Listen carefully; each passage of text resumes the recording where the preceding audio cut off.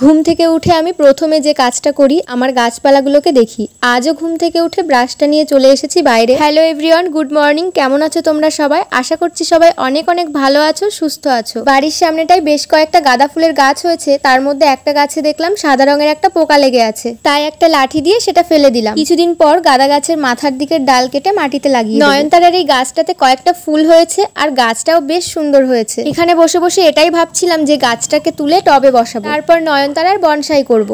Brush করে মুখ ধুয়ে চলে এসেছি ঘরে, তারপর খালি পেটে এক গ্লাস জল খেয়ে নিলাম। বেশ কিছুক্ষণ পর সকালের খাবার খেয়ে লেগে পড়েছি কাজে। আজকে একটু ঘরটাকে পরিষ্কার করব, মানে ঘরের ধুলো ময়লা তারপর ঝুল হয়েছে সেগুলো পরিষ্কার করব। আজকে বুধবার, ভালো দিন, তাই আজকেই পরিষ্কার করে নিচ্ছি। সব দিন তো আবার ঘরের ঝুল ঝাড়তে নেই। আর একটা রুম, তারপর রান্নাঘর মা পরিষ্কার করছে। মাকে বললাম এই ঘরটা তোমার আর পরিষ্কার করতে হবে না, আমিই করে দেবো। সামনেই তো পুজো, আর মাত্র কয়েকদিন বাকি আছে। পুজোর আগে এমনিতেই তো ঘর দুয়ার পরিষ্কার করতে হয়। গাইস, তোমাদেরও কি বাড়িঘর পরিষ্কার করা হয়ে গেছে?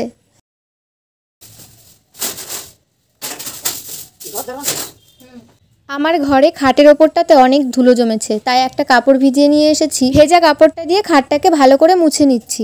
এই স্টিলের খাটে ধুলো জমলে একটু বেশিই চোখে পড়ে। প্রতিদিন যদি এই ধুলো না মোছা হয় দেখতে খুবই বাজে লাগে।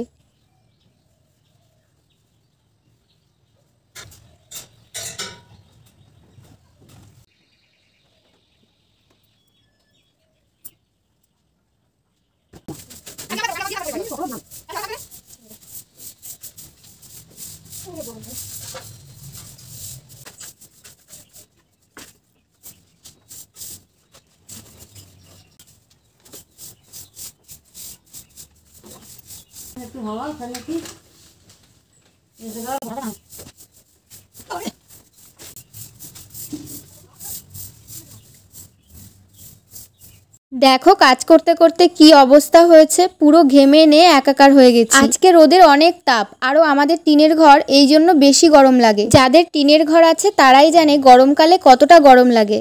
ঘর তো পরিষ্কার করা হয়ে গেছে, আর এই ধুলো ময়লার কাজ করেছি, তাই চুলে তো শ্যাম্পু করতেই হবে। চুলে অনেকদিন তেল দেওয়া হয় না, তাই শ্যাম্পু করার আগে চুলে একটু তেল লাগিয়ে নিচ্ছি।